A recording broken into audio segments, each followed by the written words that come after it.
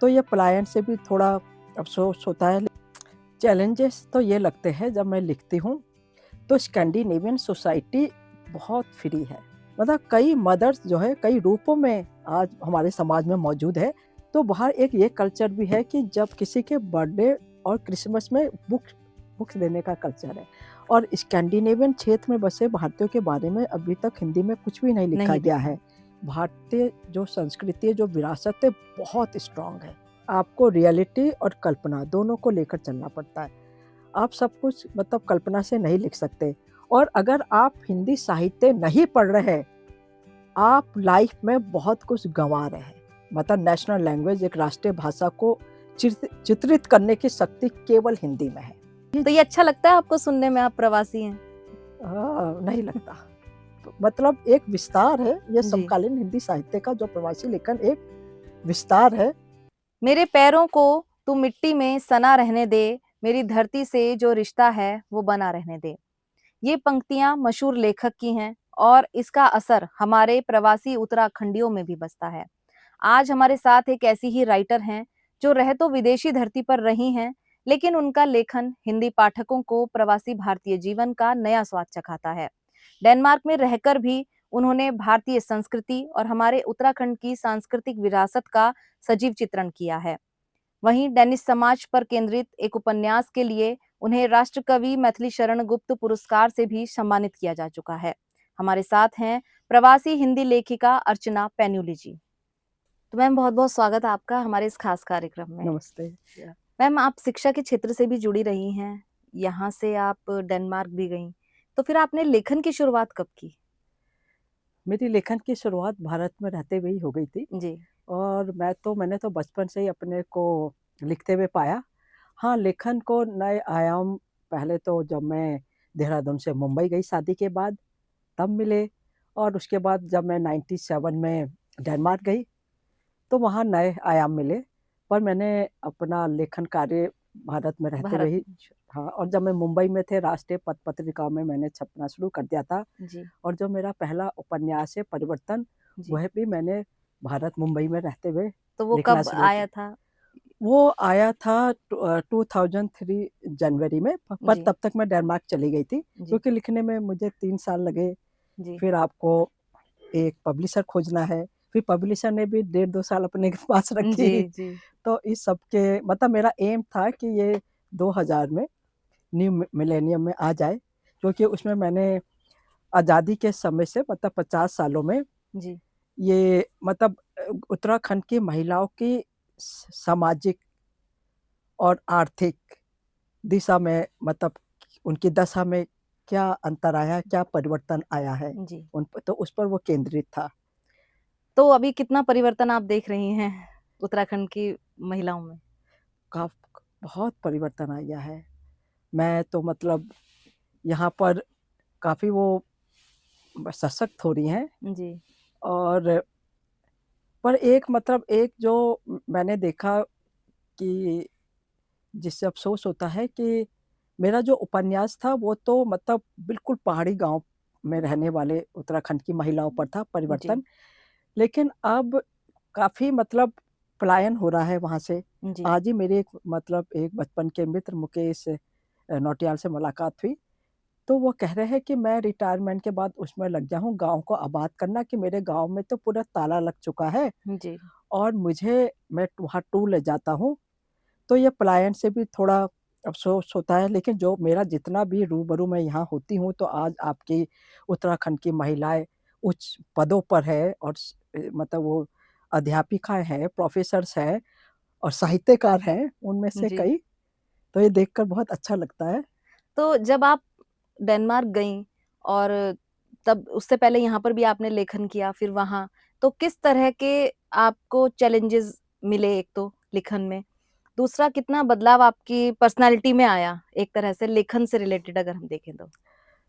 हाँ, बहुत अच्छा सवाल है आपका। कि जब मैं डेनमार्क गई, तो लेखन मतलब मुझे वहाँ पर एक दूसरे देश, एक दूसरे परिवेश, वहाँ की संस्कृति, वहाँ के इंफ्रास्ट्रक्चर और वहाँ जो विभिन्न राष्ट्रीयता के लोगों से जो मेरा साक्षात्कार हुआ, जी, तो उसने मुझे एक नई दृष्टि दी, नई सोच दी और कहते हैं कि मेरा मतलब लेखन का फलक विस्तीर्ण हुआ। विस्तीर्ण, जी, तो मैं जिस स्कूल में मतलब मैंने काफ़ी वर्षों तक अध्यापन किया, तो मेरे स्कूल में मतलब 70-80 नेशनैलिटी के बच्चे थे और पेरेंट्स थे। तो उनसे मिलना और मेरे जो स्टाफ में टीचर्स था, कोई अमेरिकन था और कोई साउथ कोरियन टीचर भी थी एक बार जापानीज़ टीचर भी थी और काफ़ी यूरोपियन टीचर्स, कैनेडियन, ब्रिटिश। तो उन सब से मिलना, पेरेंट्स से इंटरैक्ट करना, बच्चों से जी, इंटरैक्ट करना, तो उससे तो भई आपका सोच और दृष्टिकोण जी। उस सब में तो ख़ासा अंतर आता ही है। नए अनुभव होते नए हैं। अनुभव मिलते हैं। हाँ, और अगर हम डेनमार्क की बात करें तो आपने डेनिश समाज पर भी काफ़ी लिखा है हाँ जी, और आप इंडिया से हैं, देहरादून से, हाँ, तो वहाँ के जो राइटिंग है स्किल, हुँ। जो लोगों में आपने देखा वहाँ पर और भी, तो वहाँ में आपको और यहाँ का जो साहित्य है, उसमें कितना बदलाव एक तो नज़र आया, दूसरा चैलेंजेस क्या लगे? क्योंकि आप यहाँ से हैं और यहाँ के बारे में लिखती आई हैं और वहाँ फिर जाकर नई एकदम सोसाइटी, नया विज़न सब कुछ वहाँ पर, तो किस तरह से आपको चैलेंजेस लगे वहाँ पर लिखने में? चैलेंजेस तो ये लगते हैं जब मैं लिखती हूँ, तो स्कैंडिनेवियन सोसाइटी बहुत फ्री है और आपको अपने हिंदी साहित्य में कितना प्रस्तुत करना है, जी, कितना खुलापन प्रस्तुत करना है, एक तो ये झिझक रहती है। यहाँ पर मैं मेरी एक कहानी संग्रह था जी, कि उस पर कितनी माँ है मेरी, जी, तो वो मतलब वो माँ के विभिन्न रूपों पर था। क्योंकि मैंने देखा और विदेश जाकर भी देखा कि देखो पहले जो है सैरोगेट मदर लाइक सौतेली माँ, जी, सगी जी, माँ, आपकी वो जो है गॉड मदर और धाई माँ, ये सब जी, तो जी, पहले से ही था। लेकिन अब जो है माँ आपकी सैरोगेट मदर, आपकी सिंगल मदर, अब गे मदर, मतलब कई मदर्स जो है कई रूपों में आज हमारे समाज में मौजूद है। तो वहाँ पर मेरे ही एक बार कोलीग ने कहा कि मैंने उसके बच्चे के फादर के लिए पूछा कि no, no, no, he does not have a father, I am single mother. तो पहले तो मैंने ये सोचा डिवोर्स हो गया होगा, छोड़ दिया होगा। तो मुझे वो मतलब वो डेफ़िनेशन सिंगल मदर की समझ में समझ नहीं आई। नहीं है। फिर मैंने और पूछा, वो बहुत प्यार करती थी अपने बेटे से, अपने टेबल पर बेटे की फ़ोटो लगा कर रखती थी। तो उन्होंने कहा क्या हुआ कि जब मैं 40 साल तक मुझे कोई पुरुष नहीं मिल सका जिससे मैं बच्चा पैदा कर सकती थी, तो मैंने स्पर्म बैंक से स्पर्म लेकर और आईवीएफ से अपना बेटा अच्छा, पैदा किया है। तो अब तब मुझे समझ में आया सिंगल मदर का जी, जी, कॉन्सेप्ट। तो अब ऐसी भी माँ है वहाँ पर आजकल तो भाई आपको काफ़ी गे और ये भी है तो उनको भी मैंने देखा मतलब या तो ये फर्टिलिटी उससे एड्स से बच्चा लेते हुए या गोद लेते हुए। तो कई तरह की माएँ हमारे समाज में आजकल है, भारत में भी है। जी, तो उस पर मेरा बेस था। तो एक मैंने गे मदर पर लिखी थी और साहित्य अकादमी दिल्ली पर उसमें चर्चा थी। तो आदरणीय कमल किशोर गोयनका जी आज मौजूद नहीं है, वो भी थे वहाँ पर उस वक़्त। उन्होंने कहा कि आप प्लीज़ ऐसा साहित्य हमारे बच्चों को ना प्रस्तुत करो कि हमारे हिंदी बच्चों को। खूब बहस शुरू हो गई। तभी एक युवक खड़ा हुआ बीच से। कोई नहीं जानता था उस युवा को। उन्होंने कहा उस युवा ने कहा मुझे ये कहने के लिए आप माफ़ करना मैं आप सबसे बहुत छोटा हूँ, पर मैं भी एक सिंगल मदर का बेटा हूँ। और अच्छा, मैं मतलब जो एक सिंगल मदर के चैलेंजेस है, उसको मैं भली-भाँति समझता हूँ। तो एकदम से सब चुप हो गए। कमल किशोर गोयनका जी भी चुप हो गए, जब उस लड़के ने ऐसा कहा। जी। तो बहुत ही डिफरेंट हाँ, हाँ। लेखन है ये भी इस तरह का, लेकिन समाज जो है वो इस तरह के लेखन को कई बार डिनाई भी हाँ, करता तो ये है, तो देखना क्योंकि देखो हमारे समाज में जो माँ जो है अब है हमारी परिवार में मतलब मैं देख रही हूँ आज मतलब दत्तक माँ है और वहाँ पर मैंने यही माएँ भी देखी कि वो गॉड मदर होती है। वो मतलब गोद नहीं लेती क्योंकि उनके अपने भी बच्चे होते हैं लेकिन वो एक बच्चे को पूरा पालती है, जी, पोसती है, तो वहाँ ऐसी माएँ भी मौजूद है। तो जो हमारी जो पारंपरिक परिधि के ऊपर से जी, आज जो माँ है ना, बहुत विराट रूप ले लिया। और मैंने ये भी देखा कि माँ के लिए कोई गर्भ धारण करना, बच्चे को पैदा करने वहाँ तक सीमित नहीं है। माँ का अर्थ है आप किसी बच्चे का भरण पोषण पोषण करना। करना। जी, तो उसी से मेरा वो कहानी संग्रह, तो ये बस ये सोचना पड़ता जब मैंने डैनिश पुस्तक का हिंदी में अनुवाद किया, बहुत खुलापन था। जी, अब कितना प्रस्तुत करूँ? अनुवाद के साथ ईमानदारी भी होनी चाहिए। जी, लेकिन गौरतलब बात है कि उस पुस्तक को भारत के मैं रीडर्स की बात करी, जनरेशन डिफरेंट, जो मेरी एज ग्रुप के लोग थे, मेरी बहनों ने भी कहा, यार कौन सी बुक पिकअप करी तूने, थोड़ी ढंग की बुक पिक कर लेती, क्या है वो लड़की का करेक्टर, क्लास बंक करी, एक जी, रिलेशनशिप से दूसरे रिलेशनशिप में जंप करी, क्या किताब पिकअप करी। यंग लोगों ने कहा, उनको बहुत पसंद आई, जो यूनिवर्सिटी के स्टूडेंट थे, जी, कि हम उसका दौड़ते था उस करेक्टर, कि हम जो दौड़ते की मनोदशा को बहुत भली भांति समझ सकते। जी, तो डिफरेंट व्यूज, नए जनरेशन से, न्यू जनरेशन दौड़ते से खुद को, कि वो 20-22 साल की लड़के यूनिवर्सिटी जाने वाली, वो एक रिलेशन से दूसरे रिलेशनशिप पर जंप कर रही है, मतलब जी। जंप कर रही है, अपनी क्लासेस भी बंक करी, पैसों की इसको तंगी है। तो वो कह रहे हम उससे अपने को जोड़ सके, लेकिन जो मेरी पीढ़ी के लोग थे उनको नहीं, उनको नहीं ना अच्छा लगा अच्छा ये। लगा। पर नई पीढ़ी के लोगों को, तो हाँ क्योंकि आप हिंदी में ही लिखती आई हैं हाँ पहले हाँ से, तो वहाँ पर आपको कितना एक्सेप्ट किया गया? कुछ रिस्पॉन्सेज़ आपको मिले हों आपकी किताबों को पढ़ के? हाँ क्योंकि वहाँ भी बहुत प्रवासी हैं हाँ, वहाँ काफ़ी जो। प्रवासी है, काफ़ी इंडियंस है, जी, और मेरे तो कुछ इंडियन पूछते रहते हैं आपकी अगली बुक कब आ रही है, अच्छा। और वो मेरे से, मतलब मेरी हर बुक अमेज़न से खरीदते हैं, जी, और उन्होंने लाइब्रेरी बना रखी मेरी बुक्स की अपने घर में। और मुझे बहुत अच्छा लगा, उनका नाम लेना चाहूँगी, एकता धर्म, वो जी, मेरी कोलीग भी है, कश्मीरी है वैसे, कि आपकी तो मेरे कुछ टाइटल्स इंग्लिश में भी पब्लिश है। जी। तो मैंने कहा इंग्लिश में ले लो, नहीं, नहीं, नहीं इंग्लिश नहीं, मुझे तो आपकी हिंदी हिंदी की किताब चाहिए। चाहिए। मुझे बहुत अच्छा लगा कि वो हिंदी को, कि इंग्लिश की नहीं चाहिए। और लेकिन इतना मैं कहूँगी कि जैसे ये वेयर डू आई बिलॉन्ग पहले जी, हिंदी में भारतीय ज्ञानपीठ से हुआ था प्रकाशित, और अब फिर जब ये पॉपुलर हुआ तो अंग्रेजी में इसको रूपा पब्लिकेशन ने छापा। जी, ऐसा ही कराली मसाज पार्लर भी हिंदी इंग्लिश दोनों में जी, पब्लिश हुआ। तो इंग्लिश की वजह से इसको वहाँ ज़्यादा पॉपुलैरिटी मिली, क्योंकि मेरे ही स्टाफ के कई टीचर्स ने खरीदी जी। और मेरे स्टूडेंट्स ने खरीदी। तो बाहर एक ये कल्चर भी है कि जब किसी के बर्थडे और क्रिसमस में बुक्स बुक्स देने का कल्चर है, अच्छा, प्रेज़ेंट करने का। जी। मेरे एक कोलीग ने 11 कॉपीज़ खरीदी क्रिसमस में अपने फ्रेंड्स और फैमिली को बाँटने के लिए। बहुत अच्छी चीज़ है एक ये हाँ, हाँ, लोगों को कनेक्ट करने के लिए। कनेक्ट करने के लिए। तो जब इंग्लिश में टाइटल छपता है तो इंटरनेशनल जी, उस ऑडियंस मिलते हैं, पॉपुलैरिटी होती है। पर उन्होंने एक चीज़ कही, इसमें भी वेयर डू आई बिलॉन्ग में भी और कराली मसाज पार्लर में भी, कि जब आप हमें इंडिया ले जाती है, जी। वो एपिसोड हमें ज़्यादा रोचक लगते हैं। अच्छा, हाँ, उन्होंने कहा कि वो कह रहे हैं जो आपके इंडियन कैरेक्टर्स होते हैं, वो ज़्यादा अच्छे उभर कर आते हैं, कि जब आप मतलब डेनिश ले रहे हैं कैरेक्टर, वेस्टर्न ले रहे हैं, कि वो उतने नहीं उभरते, जी, क्योंकि जो मेरी दृष्टि है ना, जो वो डेनिश कैरेक्टर, मैं उसको अपनी इंडियन दृष्टि से देख रही हूँ। जी। मेरी दृष्टि तो इंडियन है ना।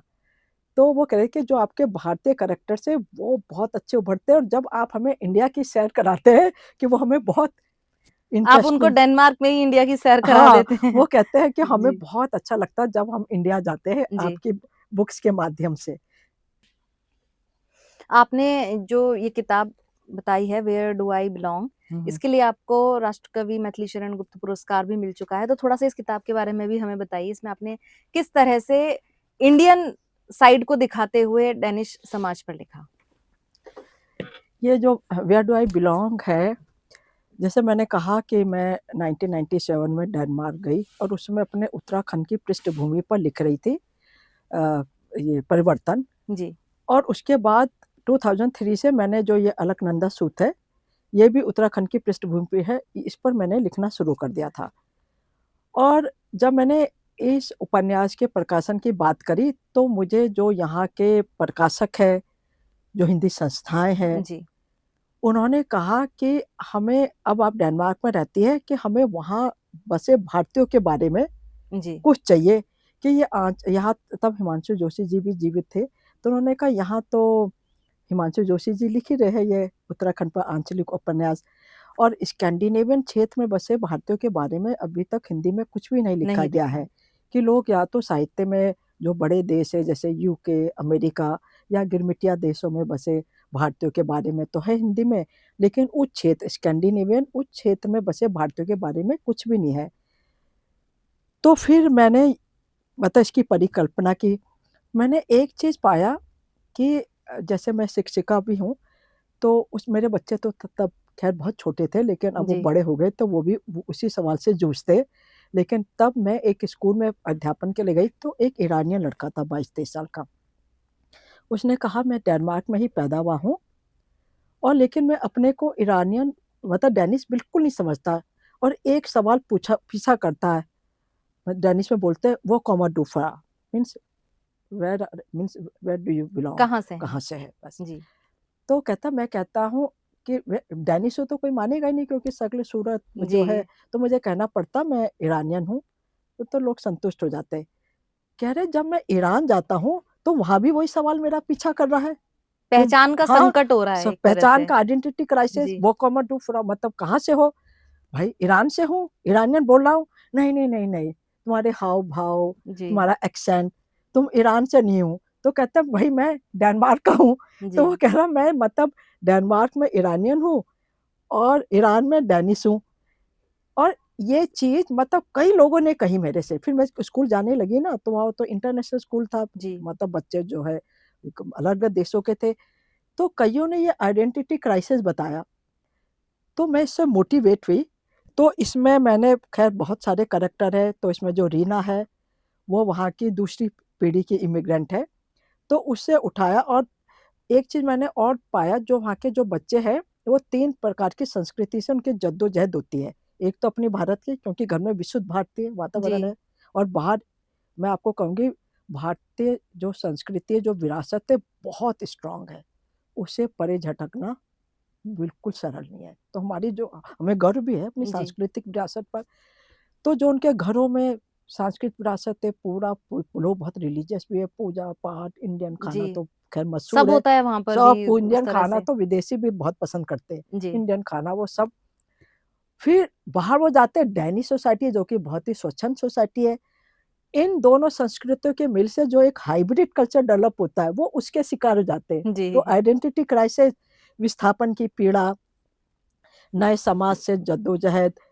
और एक चीज मैंने और पाई कि हम जो विभिन्न संस्कृतियां हैं उनमें असमानताएं तो है, लेकिन समानताएं भी बहुत बहुत है, हैं। बहुत ज्यादा है। तो इन्हीं सभी सब चीजों, हाइब्रिड कल्चर को लेकर, आइडेंटिटी जी। क्राइसिस जी। को लेकर, विस्थापन की पीड़ा, फिर नई जगह जाकर नई नौकरी खोजनी, जी। रेसिज्म भी है थोड़ा बहुत सब जगह।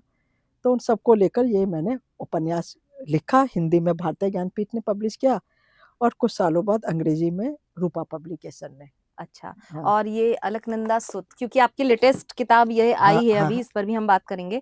इसमें आपने केवल उत्तराखंड के बारे में बताया है, तो किस तरह की चीजें आपने देखी? हाँ क्योंकि हाँ आपको काफी समय इसको लिखने में लग गया, तो कैसे, क्या-क्या चीजें इसमें आप मेंशन की? हाँ, ये भी उत्तराखंड सूत मतलब ये एक मेटाफर है। जी। ये मैंने देखा मतलब मैं मेरे पिताजी के जनरेशन, मेरे अपने पिताजी के जीवन से और उनके जनरेशन के जो लोग उत्तराखंड से आए हैं, उनका जीवन बहुत संघर्षमय था। देखो हर पीढ़ी में हम लोग छलांग लगाते, प्रोग्रेस करते, लेकिन जी। मैंने देखा उस पीढ़ी के लोगों ने वो बहुत ही गरीबी से, बहुत ही संघर्षमय और बहुत ही रिमोट प्लेस से पढ़ लिख कर बाहर निकले, और जिनकी वजह से आज हम विदेश तक पहुंच गए। जी। तो अलकनंदा सूत, तो इसका ये मेटाफर है, मतलब अलकनंदा नदी के बेटे। अच्छा। तो उस पर वो समय है। तो जब मैंने 2004 में इसको पूरा कर लिया था, तो उसके बाद ये 2009 में ये आया, where do I where belong? Belong. फिर मैंने इसके प्रकाशन के 2012 में फिर निकाला और इसको अंतिम रूप दे दिया। और मैंने मतलब राजपाल एंड सन्स की मीरा जी से बात हुई मेरी, उन्होंने बड़े इत्मीनान से सुना जी। सारी पृष्ठभूमि, सारी कहानी। करी नहीं नहीं, हमें जो है मतलब आंचलिक पृष्ठभूमि में नहीं चाहिए। उस समय ग्लोबलाइजेशन की मतलब चरम पर थी वो ना, जी। वैश्वीकरण। कि आप तो डेनमार्क में रहती है ना, कोई अंतरराष्ट्रीय थीम, जी। कोई लव स्टोरी, कोई इंटरकल्चरल फैमिली का कोई, मतलब कुछ यूनिक हाँ कोई उन्होंने यूनिक चाहा यहाँ चाह, से, क्योंकि उत्तराखंड के बारे में तो हाँ बहुत सारी किताबें किताब हैं है। लिखती तो हुई। फिर मैंने क्या हुआ, पॉल की तीर्थ यात्रा लिखी, जी। और उसका मतलब मेरे पास यहाँ पर हिंदी वर्जन तो नहीं है, लेकिन ये कन्नड़ में कन्नड़ ट्रांसलेट, वर्जन। या ये जो है श्रीनाथ जी ने ट्रांसलेट करी और वो साहित्य अकादमी के अवार्डेड है। वो हिंदी कन्नड़ बड़े जी। बड़े प्रतिष्ठित वो है इसका अनुवादक। कई भाषाओं में हाँ, अनुवाद हुआ इसका है। ये है, ये पॉलकी तीर्थयात्रा, वो जो नैन्सी कराली मसाज पार्लर का 2-3 भाषाओं में, ये मराठी में है, जी। मी नैन्सी बोलते। तो फिर क्या हुआ कि लेकिन अलकनंदा सूत्र तो भाई मेरे जहन में था। उसको तो लिखना ही था। पॉलकी तीर्थयात्रा छप गया, कराली मसाज पार्लर छप गया और दैनिक हिंदी अनुवाद छप गया प्रभात प्रकाशन से। 3 इस बीच कहानी संग्रह भी आ गए। अब भाई ये तो भाई मैं तो मूलतः उत्तराखंडी हूँ ना, जी। तो भाई अब उत्तराखंड मन में बसता है, बस रहे कहीं है और भी। मतलब अपनी इस विरासत पर गर्व भी है। तो अब मैं मतलब यूके गई और वहाँ मेरी एक इंटरनेशनल कॉन्फ्रेंस थी, वहाँ मेरी मुलाकात यहाँ निशंक जी से भी हुई थी अच्छा। और वाणी के अरुण माहेश्वरी, वाणी के निदेशक अरुण माहेश्वरी जी से भी। तो भारतीय ज्ञानपीठ तब तक वहाँ विलय हो गया था वाणी से। अच्छा, और वाणी प्रकाशन हाँ, से। और भारतीय ज्ञानपीठ से मेरे 2 उपन्यास वेयर डू आई बिलोंग और कराली मसाज पार्लर पब्लिश हो गए थे। जी। तो अब अरुण जी को मेरे प्रकाशन से मतलब काफ़ी भली-भांति परिचित हो गए थे। उन्होंने ये भी कहा, यहाँ तक कहा कि आपका कराली मसाज पार्लर काफ़ी सराहा जा रहा है। तो मैंने मौका देखते हुए अलकनंदा सूद की बात बात कर उनसे ली। करी और ये भी स्पष्ट किया कि देखिए ये कोई इंडियन डायस्पोरा नहीं, ये कोई डैनिश समाज, स्कैंडिनेवियन समाज पर नहीं, ये मेरे मूल गढ़ उत्तराखंड की उत्तराखंड से। पृष्ठभूमि पर है। उन्होंने कहा कि अच्छा आप पांडुलिपि भेज दीजिए। बस उन्होंने एक्सेप्ट कर ली अच्छा। और ये आज आप लोगों के सामने है। बस मौके की तलाश थी हाँ, और इतने साल उसको आने में लग गए। लग गए और आदरणीय रमेश पोखरियाल तो इसकी निशंक जी ने, थीम किस बेस पर हाँ, रखी निशंक जी ने आपने? इसकी भूमिका लिखी है और अच्छा। उन्हीं के हाथों से इसका विमोचन हुआ 2 जनवरी को जी। दून लाइब्रेरी में। हाँ जी। और आपने अभी जो ये बात की पॉल की तीर्थ यात्रा, हाँ जी। तो इसमें एक हस्बैंड वाइफ की कहानी है, हाँ, इसमें किसकी? इसमें ये देखो मेरे मतलब प्रेरित थे, जी। मेरे अपने कुलीग थे और उन्होंने खुद परमिशन दी राइटिंग में। उन्होंने कहा तुम मेरा नाम हर कहीं ले सकते हो, डेरिक स्कॉट। जी। तो उनकी लाइफ से मैं मोटिवेट हुई और क्योंकि उनकी पत्नी का नाम नीना था, तो उनकी अपनी पत्नी की वजह से ही वो डेनिश पत्नी से विवाह करने के बाद वो अपने देश स्कॉटलैंड से डेनमार्क आए और उनका जो है आपस में डिवोर्स हो गया कुछ सालों बाद। और डिवोर्स के 1 महीने बाद पता चला उनकी हस्बैंड कैंसर से जूझ रही है। मतलब वाइफ ने उनको वाइफ इन्फॉर्म ने। किया। उन्होंने बहुत उसकी सेवा की डिवोर्स के बावजूद और तो वो मेरे दिल को छू गया। तो जो प्यार हाँ, मिटता प्यार। नहीं है। तो बस मैंने कहा कि आपकी जो लाइफ मतलब डिवोर्स और उन्होंने मतलब वो डिवोर्स नहीं चाहते थे और कैसे उनको बेइज्जत करके, उनको अपमानित करके डिवोर्स लिया। वो सब जब फिर उन्होंने डिवोर्स के 2-3 महीने बाद बताया कि मतलब मेरे को मतलब कैंसर हो गया और फैल गया है, लंग से शुरू होकर ब्रेन तक चला गया। वो आपस में मिलने लगे और उनकी उनकी बहुत सेवा की, बहुत। तो वो मेरे दिल को छू गया। तो प्यार प्यार ही रहता प्यार है, प्यार ही कागज के पन्ने उसको कुछ मिटा कुछ नहीं मिटा सकता नहीं है। सकते। और फर्स्ट आपने इसका हिंदी में ही लिखा था इसको? यहाँ मैंने तो हिंदी में लिखा था, जी। राजपाल एंड सन्स ने इसको तुरंत 3 महीने में प्रकाशित कर लिया था और ये फेमिना सर्वे ये 2016 में हुआ पब्लिश। तो फेमिना सर्वे ने इसको 2016 के टॉप 10 उपन्यासों में घोषित किया हुआ है। अच्छा। हाँ, कि ये है। फिर इसका कन्नड़ में जैसे मैंने बताया जी। अभी ट्रांसलेशन हुआ, अभी इसका मराठी में भी हो रहा है तो ट्रांसलेशन। केवल फिक्शन नहीं है, रियल स्टोरीज भी आप अपने लेखन में लेती हैं, या किस-किस चीज़ों को आप ध्यान में रखती हैं? क्योंकि इंडियन बेस आपका इंडियन रहता है, लिखती वहाँ के लिए भी हैं ताकि वहाँ के लोग भी जुड़ सकें। तो किन-किन चीज़ों का आप ध्यान रखती हैं? देखिए, आप जो फ़िक्शन है ना, आपको मतलब आपको रियलिटी और कल्पना दोनों को लेकर चलना पड़ता है। आप सब कुछ मतलब कल्पना से नहीं लिख सकते और जब तक मतलब आपकी कहानी में किसी का भोगा हुआ सत्य ना हो, किसी न किसी का भोगा हुआ सत्य ना हो, तो फिर वो पाठकों के दिल पर छूता नहीं है। छूता नहीं है। वो मतलब मेरे तो हर एपिसोड किसी न किसी का भोगा हुआ सत्य वो मैंने प्रेज़ेंट कर लिया। जी। मतलब एक कहानी में कई कैरेक्टर्स का जीवन जी। आ जाता है। और कैराली मसाज पार्लर, उसके तो 2 संस्करण भी आए हैं हुँ, हुँ। और काफ़ी अनुवाद भी उसका रहा, तो थोड़ा उसके बारे में भी बताइए? या केराली मसाज पार्लर भी मैं मतलब काफ़ी लोगों के जीवन से प्रेरित हुई हूँ। तो मैंने देखा कि वहाँ पर मतलब उस पर जो नैन्सी है, जो उसके मुख्य पात्र है, वो 3 बार उसका डिवोर्स होता है, 4 बार उसका विवाह होता है। हालाँकि कइयों ने क्रिटिसाइज़ भी किया है, लेकिन मेरे 3-4 कैरेक्टर्स मेरी लाइफ़ में आए हैं, जिनके मल्टीपल डिवोर्स हुआ। तो जो चीज़ मुझे प्रेरित की कि they did not give up. ऐसे नहीं हो कि भाई, और जब उनके डिवोर्स हुए, जो उन्होंने मेरी एक कोलीग है, वो कह रहा था मेरा बच्चा हुआ, मतलब शी वाज़ प्रेग्नेंट, उसका बेटा हुआ और वो पोस्टनेटल डिप्रेशन से गुज़र रही थी और उसका हस्बैंड किसी दूसरी औरत को देख रहा था। उसने एक बार उसको माफ़ भी कर दिया, वो फिर भी बाज नहीं आया। कहा मैं तो मेरा फिर दूसरा बेटा हुआ, वो फिर किसी और के साथ। तो उसने कहा नहीं भई, अब ये तो बहुत ही बिट्रेयल है। तो पहला तो डिवोर्स उसका ऐसे हुआ, फिर उसको दूसरा, फॉर्च्यूनेटली दूसरा पति मिल गया, तो वो तो साइको था, हिंसक था। ये एक ने दूसरी जगह भी हम तो सोचते हैं कि भारत में ही ऐसा होता तो नहीं है, इसमें भी पर रियल स्टोरी हाँ, है? मतलब मतलब जी, प्रेरणा जी, जो है, जी। तो मोटिवेट होती हूँ मैं। हूबहू स्टोरी तो किसी की नहीं नहीं है। लिख सकते। हाँ, जी। लेकिन प्रेरणा मिलती है। फिर और भी मेरे एक कोलीग ने कहा कि मैं भई अपने 20 साल हो गए थे शादी के, घर साफ कर रही थी, हस्बैंड के कबर्ड साफ कर रही थी, तो गर्लफ्रेंड का लव लेटर। तो ये सबसे प्रेरित होकर नैन्सी, लेकिन उन्होंने गिव अप नहीं किया। ये जो है, वो लगातार फिर नए पार्टनर खोजा, लाइफ़ बनाई, चैलेंजेस झेले और और फिर अपनी, जैसे नैन्सी, इसने मतलब जो ये नायिका है, जी। और मतलब उसने मसाज पार्लर खोला। तो ये भी मैंने देखा जब इंडियंस बाहर जाते हैं, बॉस्टन में भी देखा मैंने, कनाडा में भी देखा और यहाँ भी देखा, डेनमार्क में, स्वीडन में, सब जगह इंडियंस जो औरतें, जी। वो ब्यूटी पार्लर ज़रूर खोलती है। तो म सेम जैसे इंडियन ब्यूटी पार्लर है, सेम वैसे ही वहाँ पर भी हाँ, है मतलब या वहाँ भी कुछ वही है, अलग अलग वो है, है? और मसाज पार्लर, मतलब एक थाईलैंड की औरतें और इंडियन औरतें, वो कुछ ना हो तो अपने घर से ही ब्यूटी पार्लर जी। मतलब खोलने लग जाती है, और काफ़ी अच्छा करती है। मैं गई हूँ, मतलब ये जो है, उनका एम्बियंस देखने, मसाज करवाई, हालाँकि मुझे बहुत महँगी लगी, पर बहुत अच्छी मसाज थी। तो ये मैंने देखा कि इंडियन्स, मतलब ये औरतें ये पेशा ज़रूर अपनाती हैं। अपनाती है, चाहे छोटे स्केल में, चाहे बड़े स्केल में। बॉस्टन वगैरह में तो काफ़ी बड़े-बड़े इंडियन पार्लर्स हैं। और अ, तो पहले आपने खुद पे ट्राई किया, उसके बाद इसको गई भाई, लिखे। देखो मेरा जो हर हर जो मेरी कृति है, उस पर काफ़ी गहरा शोध होता है। मैं जी। ऐसे हवा में नहीं लिखती।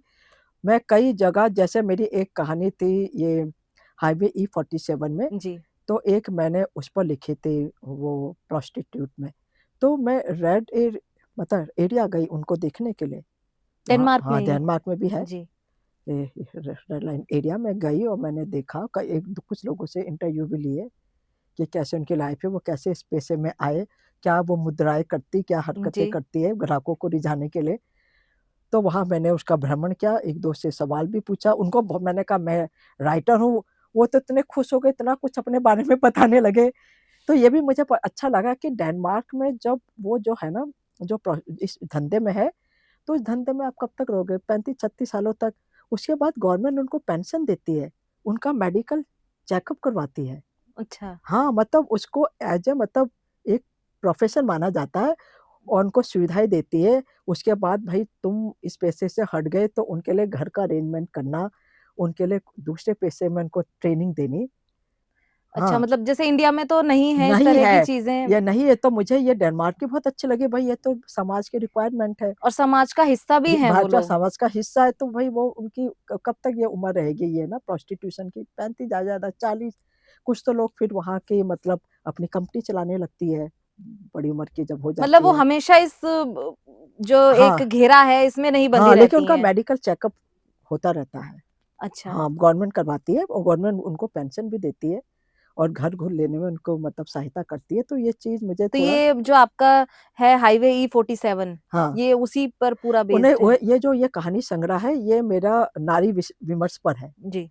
तो नारी विमर्श पर ये बेस्ड है, तो उसमें विभिन्न तरह की नारियाँ हैं, और तो उसमें मैंने जब लिखा तो मैंने कहा भई एक नारी आदिकाल से ही एक वो वेश्यावृत्ति में रही है संलग्न। तो और हर हर समाज में है, हर समाज में। तो उस पर भी मैं एक कहानी लिखूँ, तो मैंने काफ़ी शोध किया, भारत मैं मुंबई से गए थे, तो वहाँ का जो रेड लाइट एरिया है, डेनमार्क का है, फ्रांस का मैंने देखा। तो वो उस पर केंद्रित थी, उसकी थी गॉड मदर। अच्छा, और कहानियों की आपने बात की तो और भी आपके कहानी संग्रह आए हैं? हाँ, 4 आ चुके हैं। अच्छा, कौन-कौन से थोड़ा बताइए? पहला कहानी संग्रह तो वो हाईवे E47 था, जी, वो नारी विमर्श पर था। फिर दूसरा था कितनी माँ है मेरी, जी, ये प्रभात प्रकाशन के साथ मतलब उनके प्रकाशक समूह ने छापा।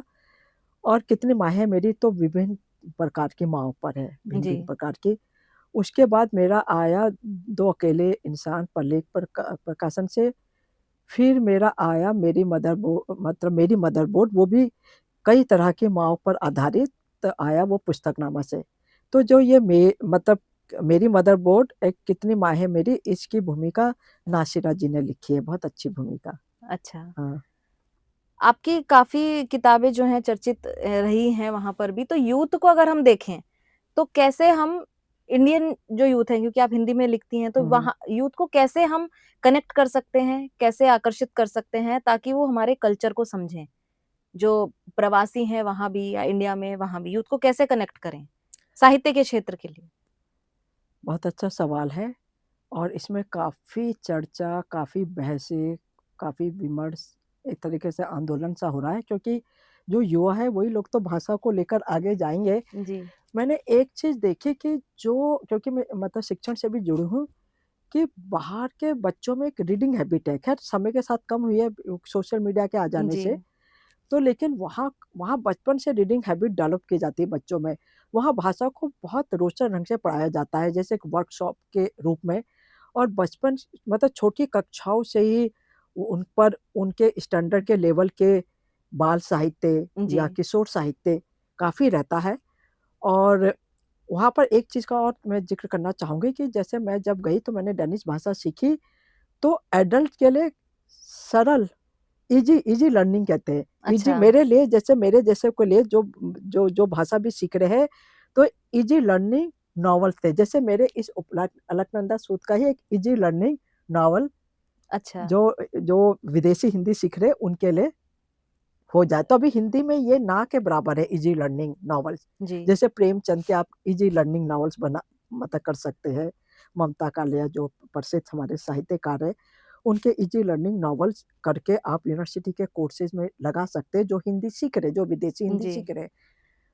तो यहाँ पर मैंने काफ़ी, जब डेनिश सीख रही थी, काफ़ी ईज़ी लर्निंग डेनिश बड़े-बड़े राइटर्स के नावल पढ़े सरल भाषा में, जिसको मैं समझ सकूँ। और उस हमारी डेनिश टीचर ने हमसे रिव्यूज़ भी लिखवाए।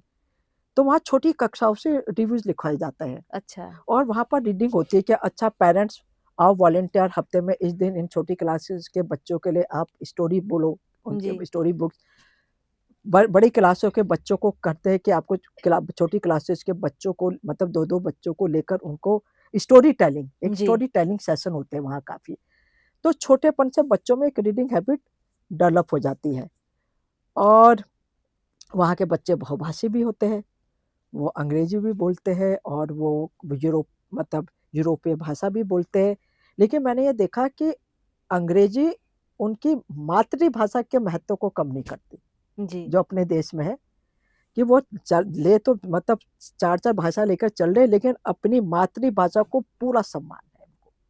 ये यहाँ तो अभी लोग इंडिया में तो देखा जाता है मोस्टली कि इंग्लिश को ज़्यादा प्रेफ़रेंस देते हैं, या हिंदी साहित्य की अगर हम बात करें तो इंग्लिश नॉवेल्स पढ़ना नहीं, लोग ज़्यादा आप कनेक्ट। पढ़े, मैं इंग्लिश के अगेंस्ट नहीं हूँ, क्योंकि जी, मुझे भी जो डेनमार्क में मेरे पति यूएन में है और मैं भी इंटरनेशनल स्कूल में हूँ, हमें भी जो वहाँ रोज़गार मिला अंग्रेजी की वज़ह से मिला। मैं अंग्रेजी के बिल्कुल भी खिलाफ नहीं हूँ। जब मेरी बुक्स अंग्रेजी में प्रकाशित होती है तो वहाँ कई लोग पढ़ पाते पढ़ते हैं। हैं, हाँ। लेकिन मैंने अपनी हिंदी तो नहीं छोड़ी ना। जी, मैं तो बड़े गर्व से अपनी प्रिंसिपल को दिखाती हूँ, ले देखो, देखो मेरी हिंदी में पुस्तक आई है। बड़ा गर्व होता है वहाँ लोग, क्योंकि इसलिए होता है लोग तो अच्छा अपनी रिस्पॉन्स मिलता है बहुत आपको अच्छा इसको? वहाँ तो, वहाँ मैं कहूँ, वहाँ तो मेरे से एक बार सवाल किया गया, इंडियंस लोग इंग्लिश में क्यों बोलते हैं? मेरे से एक ने पूछा कि आपकी तो इतनी सारी भाषाएँ हैं, क्या आप लोग आपस में अंग्रेजी में बात क्यों करते हैं? तो मैं तो जब मेरी तो हिंदी में प प पुस्तक प्रकाशित होती है, मैं तो बड़े गर्व से कहती हूँ, देखो मेरी मदर टंग में ये मेरी पुस्तक आई है। तो यहाँ पर भी मैं यहाँ के युवाओं के लिए मैं ये कहूँगी, आप हिंदी अपनाओ, हिंदी ग्लोबल लैंग्वेज है, इम्पोर्टेंट लैंग्वेज है, लेकिन हिंदी का निरादर ना करो। युवा लोग 4-4 भाषाओं को लेकर चल सकते हैं और अगर आप हिंदी साहित्य नहीं पढ़ रहे हैं, आप लाइफ में बहुत कुछ गंवा रहे हैं। आपको मालूम होना चाहिए आपके राइटर्स क्या है। जी, और आजकल पता हिंदी साहित्य कितना मॉड हो रहा है। अभी न्यू ट्रेंड आया है। अब जो हम लिखते हैं वो वैश्वीकरण हो गया, अंतर्राष्ट्रीय थीम्स हो गए। जी, अब हिंदी में काफी कुछ ट्रांसजेंडर पर लिखा जा रहा, समलैंगिकता में लिखा जा रहा, आपके एकाकी जीवन में लिखा जा रहा, सिंगल लिविंग में लिखा जा रहा हिंदी में। मतलब अब जो हमारे हिंदी में कुछ थीम्स हो गए हैं, अब हम छोटी सोच के दायरे से, अपने छोटे चिंतन से बाहर निकलकर अंतर्राष्ट्रीय स्तर पर स्तर हिंदी। पर वैश्वीकरण उस पर जी, लिखा जा रहा है। और अभी डार्क हॉर्स एक नॉवल है किसी युवा का लिखा हुआ, जी, युवाओं के ऊपर है। बहुत अच्छा उपन्यास है वो, तो यहाँ के हर युवा को पढ़ना चाहिए। डार्क हॉर्स बहुत अच्छा है। तो मैं तो युवाओं से कहूंगी कि आप हिंदी में केवल संवाद ना करिए, उसको केवल विरासत की भाषा ना बनाइए, उसे एक अवसर की भाषा बनाइए। आप हिंदी में कुछ भी कर सकते हैं, आप ब्लॉग बना सकते जी। हैं, आप कोई कविता लिख सकते हैं, और आप कोई उसमें कोई डिबेट कर सकते हैं। और एक चीज़ और, अगर युवा लोग, आप लोग प्रवास में जाते हैं, भाई आप जाओगे ना, ये तो जी। ग्लोबल हो रहा है, हाँ, ये वैश्वीकरण भी है। एक बड़ा सवाल हमेशा से रहता है हाँ, कि हाँ, लोग ब बच्चे यहाँ पर पढ़ते हैं, हाँ, भाषाएँ भी सीखते हाँ, हैं यहाँ सीखते पर, हैं। लेकिन जब बाहर चले जाते हैं, तो फिर वो हिंदी को कहीं न कहीं कट ऑफ रखते हैं। अपनी जो वहाँ की भाषा है या कुछ है, वो उसी में ज़्यादा कनेक्टेड महसूस करते हैं अपने आप को। जब वो यहाँ भी आते हैं तो हाँ, तब वो भी। देखो, वो चुनौतियाँ तो रहती हैं जी, कि भई वहाँ की भाषा डेनिश, आप किसको महत्व दें। लेकिन मैंने कहा आप 4-4 भाषाओं को लेकर आराम से चल सकते हैं। और एक बात ये है कि जब आपकी अपनी मातृभाषा सशक्त होती है ना, तब आपकी और भाषाएँ भी सशक्त जी, होगी। आप दुनिया को पर तभी परखोगे जब आपकी मदर, कि जो हमारी भाषा है, वो हमारी संस्कृति, हमारी चेतना, उसकी है। और भाषा के ही माध्यम से सब कुछ जी। मतलब सीखा जाता है। तो उसमें आप, और इसमें आप बता, कई बार अक्सर युवा पूछते हैं हिंदी में क्या भविष्य है। तो आप ये मत पूछे हिंदी में कि क्या भविष्य, क्या अवसर है। आप ये कहो कि हिंदी को बेहतर बनाने के लिए हम कर हम क्या क्या-क्या। सकते हैं। जी, आप जी। इस पर फोकस करिए कि हमारा योगदान क्या है। और सबसे बड़ी बात है, आप मतलब हिंदी आपकी मातृभाषा है, मदर टंग है, यही काफ़ी है। जी। और आपको अवसर तलाशने की ज़रूरत ही नहीं, यही काफ़ी है। मतलब खुद से शुरुआत करनी शुरुआत होगी करनी तभी होगी। लोग उसको आगे बढ़ाएँगे। हाँ, हाँ, और उसको केवल संवाद की भाषा नहीं, केवल विरासत के नहीं, आप हिंदी पढ़िए, हिंदी साहित्यकारों के बारे में जानिए। और हिंदी सशक्त होगी तो भारत की और भाषाएँ भी होगी। बाहर जाकर एक चीज़ मैंने और महसूस की, हिंदुस्तान का चेहरा हिंदी है, जी, और भारत में बहुत सारी भाषाएँ हैं, लेकिन हिंदी में ही वो शक्ति है जो विदेशों में वो एक एक हमारी मतलब नेशनल लैंग्वेज, एक राष्ट्रीय भाषा को चित्रित करने की शक्ति केवल हिंदी में है। और ये भी मैंने फ़ील किया बाहर जाकर कि किसी भी देश की भाषा की माँग उस देश की राष्ट्रीय शक्ति को चित्रित करती है। जैसे चाइनीज़, जी। वो तो भई उन्होंने तो अपनी भाषा को बाहर इतना चर्चित कर रखा है। इवन साउथ कोरियन छोटा-सा देश, जी, उसने जापानीज़, ये लोग एक इंडस्ट्री, एक लॉबी की तरह काम करते हैं अपनी भाषा को जी, का प्रमोट प्रचार-प्रसार। करने में। अभी हिंदी में बहुत सारी चुनौतियाँ पर हो रहा है काफ़ी। तो उसमें मतलब हमें भी, और हिंदी, अब कहने के लिए तो बहुत कुछ है। जब मैंने जी। डैनिश भाषा हुँ, सीखी, अपमान किसी भाषा का नहीं करना चाहिए, हिंदी की महानता का तो मुझे तब और पता चला। विशिष्ट लिपि, जी। इतनी सुंदर आकर्षक लिपि, सशक्त व्याकरण, विशाल शब्दकोश, मुहावरे, लोकोक्तियाँ कि इसको लावण्यता देती जी, है। मतलब मैंने कहा इतनी रिच भाषा का हमने इतना निरादर कर रखा है। और जो बाहर की भाषाएँ उनमें तो डायरेक्टली जो चीज़ें हैं वो एकदम साफ-सीधी हैं, हमारे यहाँ तो। अभी एक एक अनुभव आपको जी। बताती हूँ मैं अलका जी, कि आपने मतलब अंग्रेजी भी वर्सेटाइल लैंग्वेज है। मुझे डेनिश भाषा भी मैंने सीखी है और मैं उसका भी बहुत सम्मान करती हूँ। तो डेनिश एक मतलब वाक्य है, एक सेम वाक्य, कि वह स्कूल जा रहा है। मैंने 4 डेनिश लोगों को लिखने को क दिया। चारों ने स एग्ज़ैक्टली लिखा, क्योंकि एग्ज़ैक्टली। वहाँ वहाँ पर जो ग्रामर के बड़े सेट रूल है, कहाँ एडजेक्टिव लगेगा, अच्छा, कहाँ वर्ब लगेगा। वो वाक्य 4 इंडियंस को दिया, चारों इंडियंस ने अलग तरीके अलग-अलग से लिखा। लिखा। 4 इंग्लिश वालों इंग्लिश वालों ने भी अलग-अलग अच्छा। तरीके से लिखा। तो हिंदी इंग्लिश बड़े वर्सेटाइल है। वर्सेटाइल लैंग्वेज है। कई अपने हिसाब से हम अपने एडजस्ट कर हिसाब से लेते एडजस्ट करना है, हैं। सरल भाषा है कई हमारी। तरीकों से हम अपने विचार प्रस्तुत कर सकते हैं। जी। तो हिंदी तो भाई, मैं तो जब बाहर गई और अन्य यूरोपीय भाषाओं से मैं रूबरू हुई, हिंदी की महानता का तो मुझे तब पता चला। तो अभी और क्या आपको लगता है कि मुझे और अभी क्या लिखना है? अगली क्या आप कृति ला रही हैं हमारे बीच? अभी मैं जो लिख रही हूँ, अभी मैंने जो देखा कि जितना भी जो अब तो मैं प्रवासी हिंदी लेखन जी। उसके खेमे में आती हूँ ना, तो अभी तो ये अच्छा लगता है आपको सुनने में, आप प्रवासी हैं? नहीं लगता, नहीं लगता। मैं सोचती हूँ कि मतलब हिंदी साहित्य में ना, हिंदी को मतलब प्रवासी उसको लेखक हाँ, शब्द जो है। हाँ, प्रवासी मैं ये कहती हूँ कि आप मतलब एक विस्तार है, ये जी। समकालीन हिंदी साहित्य का जो प्रवासी लेखन एक विस्तार है। और आप उसे प्रवासी मतलब साहित्य जिस भाषा का है, उसी भाषा का राइटर मतलब तो राइटर होता है। राइटर है, लोग तो चाँद तारों पर बैठकर लिख सकते हैं, जी। तो ये तो भारत धरती है। तो उसमें अब मैंने ये देखा, चलो अब ये खेमा पूरी तरह से मतलब आ चुका, कायम हो चुका है। तो इसमें क्योंकि काफ़ी यूनिवर्सिटी में प्रवासी साहित्य का अध्ययन होता है ना, मुझे जी। ऐसा लगता है अभी गढ़वाल यूनिवर्सिटी में नहीं है। प्रवासियों पर हाँ, अध्ययन। अभी क्योंकि मेरे मेरे कई उपन्यास जो है पॉल की तीता where do I belong, Ambedkar university में, गौतम जी। बुद्ध यूनिवर्सिटी में, मतलब अभी 6 यूनिवर्सिटीज़ में लगे हुए हैं। पर मैंने शोध उत्तराखंड के लिए। काफ़ी स्टूडेंट शोध करे, यूनिवर्सिटी उनके करिकुलम में है, अच्छा। कहानियाँ हैं, जी। उपन्यास है। वो लगे हुए हैं इंडियन डायस्पोरा के अंतर्गत। क्योंकि अब ये जो माइग्रेंट लिटरेचर, डायस्पोरा लिटरेचर हर भाषा में 1980 के जब से ग्लोबलाइजेशन शुरू हुआ, 1980 के दशक से एक बेहद मतलब साहित्य के अंदर एक जी। रुचि का अध्ययन है, तो ये सभी भाषाओं में। तो ये माइग्रेंट लिटरेचर कहते हैं, डायस्पोरा कहते हैं, हम इसको प्रवासी साहित्य प्रवासी कहते साहित्य कहते हैं। है। तो जी। अभी जो मेरा अगला उपन्यास है, अभी तक जितना भी जो प्रवासी साहित्य लिखा गया है, जो हमारी पीढ़ी के इंडियंस वहाँ गए, उन पर केंद्रित होकर। अच्छा।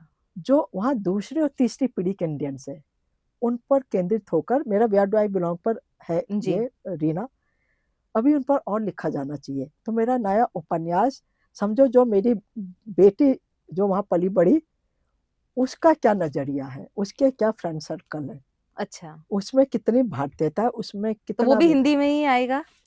वो हिंदी, अंग्रेजी दोनों में दोनों आएगा। में आएगा। हाँ, मेरे जैसे कुछ टाइटल जी। हैं, तो हिंदी, अंग्रेजी दोनों में आएगा, क्योंकि वो बहुत इंटरनेशनल, जब मैंने लड़की के जीवन पर जब है, तो वो बहुत इंटरनेशनल है, उसमें जी। काफ़ी इंटरनेशनल कैरेक्टर्स हैं। जी। तो वो अंग्रेजी में भी आए तो ज़्यादा रीडरशिप मिलेगी उसे। बहुत खूब। और आपके जो उपन्यास हैं, इतनी प्रसिद्धि उन्हें मिली है। आज का जो ज़माना है, जब हम देखते हैं डिजिटलाइज़ेशन हो गया है, तो डिजिटल की दुनिया में अगर हम देखें, तो आपकी कौन-सी स्टोरी आपको खुद लगती है कि इसको ऑन स्क्रीन आना चाहिए? बहुत बहुत सारी स्टोरीज़ है मेरी, जो एक स्टोरी है लक्ष्मी, जिसको मील का पत्थर कहा जाता है। जी। तो वो मेरे प्रवास की पहली कहानी है। तो जब मैं डेनमार्क गई, तो मैं मतलब मैंने अपने जो घर में बाई काम करती थी, उसको बहुत मिस किया, अच्छा। बहुत ज़्यादा। और मैंने एक चीज़ महसूस की, मतलब हम डेनमार्क बहुत संपन्नशाली देश, और एक उन्होंने महीने की तनख्वाह में सारा सामान हमारे घर में जुट गया, कार आ गई, सब कुछ आ गया। लेकिन हम जो लक्ष्मी, मैंने नाम बदल दिया था, जी। लक्ष्मी जैसे सेवक को वहाँ अफ़ोर्ड नहीं कर सकते। मतलब है वहाँ पर, लेकिन घंटों के हिसाब से पैसे लेते हैं। अच्छा। तो मैंने लक्ष्मी पर कहानी लिखी, और लक्ष्मी के साथ ये ट्रेजेडी थी कि वो 26-27 साल में वो विडो हो गई थी। उसका हस्बैंड अपनी फैक्ट्री में काम करके मशीन के नीचे गिर गया था। उसका बेटा था छोटा-सा, और जो पैसे मिले वो अंगूठा छाप थी, वो पैसे भी सास और देवर ने हड़प लिए थे। तो मैंने लक्ष्मी पर तब मैंने एक चीज़ महसूस किया, जो मैंने कहानी पर डाला है, कहानी में डाला है कि हम इसलिए अमीर हम इसलिए अमीर नहीं है भारत में। अब यहाँ तो मैं देखती हूँ घरों में माली आ रहा है, आपका जी। बाहर का लॉन साफ करने आ रहा है, आपका कुक आ रहा है, आपकी बाई आ रही है। आप इसलिए अफ़ोर्ड नहीं कर पा रहे, आप अमीर हो। आप इसलिए उन्हें अफ़ोर्ड कर पा रहे, बेचारे वो गरीब हैं। जी। ये मैंने बाहर जाकर महसूस किया। तो उस पर लक्ष्मी कहानी मैंने लिखी थी, और वो कई पत्रिकाओं में प्रकाशित हुई, और उस कहानी के लिखने के मुझे मतलब बहुत पैसे भी मिले थे, जब जी। मतलब दिल्ली प्रकाशन ने लिया था। पर मैंने क्या करा कि वहाँ जाकर, बम्बई जाकर मैंने वो पैसे अपनी उस बाई को दे दिए। उसे मैंने कहा, "ये लक्ष्मी, ये रखो तुम, नाम चेंज है।" तो वो कहानी में तो मतलब लक्ष्मी पर है तो लाजमी, बाई पर है जी। तो उस पर है। बाकी मेरी कुछ कहानियों के लिए तो अ, मतलब कइयों को तो क्या होता है कि अपने आप ही हिट करती बातें, कभी किसी जी, की बात कोई हिट कर जाए तो उस पर लिखते। कई बार मतलब हमें कइयों की आवाज़ बनना पड़ता है। बिल्कुल। अब कई आज हमारे समाज में है ट्रांसजेंडर लोग, जी, जैसे मेरी लड़की का एक मित्र है, गे है और उसकी फैमिली एक्सेप्ट नहीं कर रही उसे, तो वो अपने चैलेंज, हमारे घर भी डेनमार्क में आकर ठहर चुका है। तो एथनिकली वो चाइनीज़ है, तो हम समझते हैं हम एक-दूसरे का कल्चर। तो फिर मतलब बहुत अच्छा लड़का है, बहुत पढ़ा-लिखा है, मैंने देखा उसे गौर से। तो कइयों की उस आवाज़ बनना आवाज़ भी बनना बनना पड़ता है। पड़ता है कइयों की। कुछ तो स्टोरीज़ जो दिल को छू जाती हैं, उन्हें अगर हम ऑन स्क्रीन भी लाएँ तो वो बहुत इम्पैक्टफुल रहती इम्पैक्टफुल है होती और है। लोगों को एक प्रेरणा भी देती हैं हाँ। कि किस तरह से हमें हाँ, आगे हाँ, रहना चाहिए मेरे समाज में। ट्रांसजेंडर एंड समलैंगिकता में कथा देश और वागर्थ में जी, कहानियाँ आई हैं उसमें। तो चलिए आपकी आने वाली जो रचना है उसके लिए बहुत शुभकामनाएँ आपको या और थैंक बहुत-बहुत यू। धन्यवाद हमारे साथ या आज यहाँ जुड़ने के लिए। थैंक यू मुझे आमंत्रित करने के लिए अलका जी। तो ये थी हमारे साथ अर्चना पैनुली जी, जिन्होंने विदेशी धरती पर हिंदी साहित्य को स्थापित करने में महत्वपूर्ण भूमिका निभाई है। ऐसे ही और शख्सियतों के साथ आपसे जल्द मुलाकात होगी, तब तक आप देखते रहिए अमर उजाला डिजिटल।